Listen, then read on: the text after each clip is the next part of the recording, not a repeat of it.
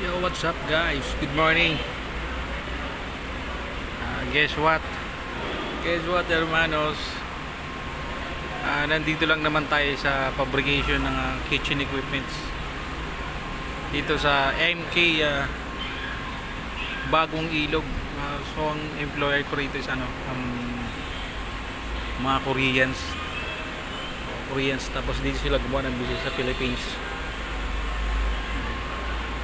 Momentarily habang nag-a-apply tayo for abroad, so dito muna tayo.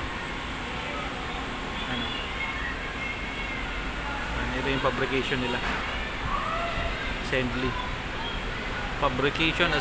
tapos nasa ibaba yung mga machinery, yung mga shearing, bender, at kung ano pang fire press sa machine nila nandun. So nandito tayo sa fabrication area, dito tayo naka-assign. So ayun mga ginagawa nito, halos maninipis yung ginagawa dito. Wala pa sa 0.9 mga ganun. So abangan nyo mates, abangan nyo hermanos.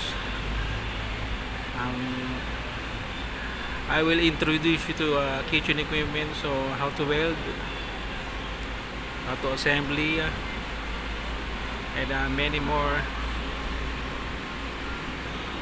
So ayan na ginagamit nila dito, ayan, TIG welding. Ito yung machine, ayan yung machine.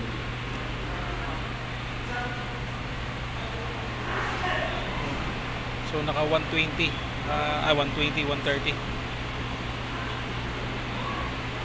Naka 120 yung current natin. So masyado ko nahihinaan dun sa 19, naka-setup ko ng 990. Ano pa ako nakikita, ayun 140. Yung gamit niya, ayun 140. 130 lang. Alalay lang muna.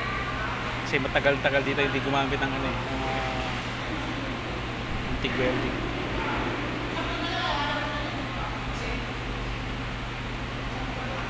So may momentarily naka-break time tayo.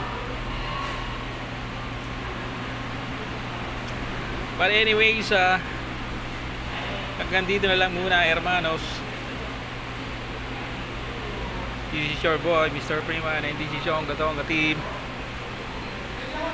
And see you to the next one. Bye-bye.